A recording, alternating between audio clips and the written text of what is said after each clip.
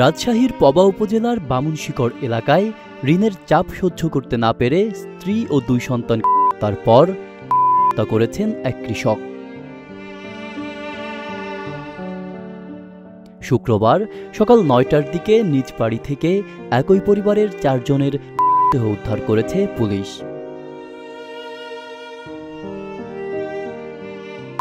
হলেন মিনারুল ইসলাম, তার স্ত্রী মনিরা বেগম, ছেলে মাহিম ও 1.5 বছর বয়সী মেয়ে মিথিলা। পুলিশ মিনারুলের পাশ থেকে একটি চিরকুট উদ্ধার করেছে।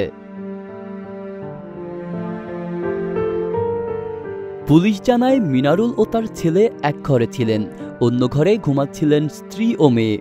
সকালে প্রতিবেশীরা ঘরে এসে দেহ দেখে পুলিশে খবর দেন।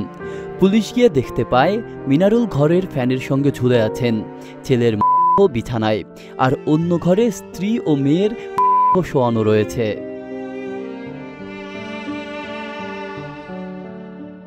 পুলিশের প্রাথমিক ধারণা, মিনারুল প্রথমে স্ত্রীকে ওড়না দিয়ে এবং মেয়েকে গামছা দিয়ে শ্বাসরোধ করে হত্যা করেন, পরে ছেলেকে শ্বাসরোধ করে নিজে হত্যা করেন। উদ্ধার করা চিরকুটে মিনারুল লিখেছেন, আমি নিজ হাতে সবাইকে মারলাম, এই কারণে যে আমি একা যদি যাই তাহলে আমার স্ত্রী সন্তান কার কাছে থাকবে? কষ্ট আর দুঃখ ছাড়া তারা কিছুই পাবে না। আমি মরে গেলাম ঋণের দায়ে আর খাওয়া দাওয়ার অভাবে। এত কষ্ট আর মেনে নিতে পারলাম না। আমাদের বেঁচে থাকার চেয়ে মরে যাওয়াই ভালো হলো।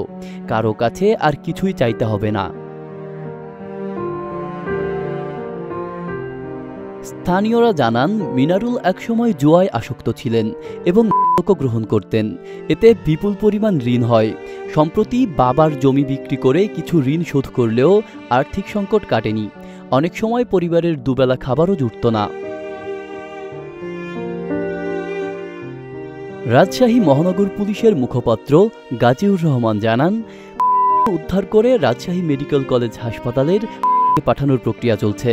সব বিষয় মাথায় রেখে তদন্ত করা হচ্ছে। আব্দুল্লাহ রাফসান জনি, ঢাকা প্রকাশ।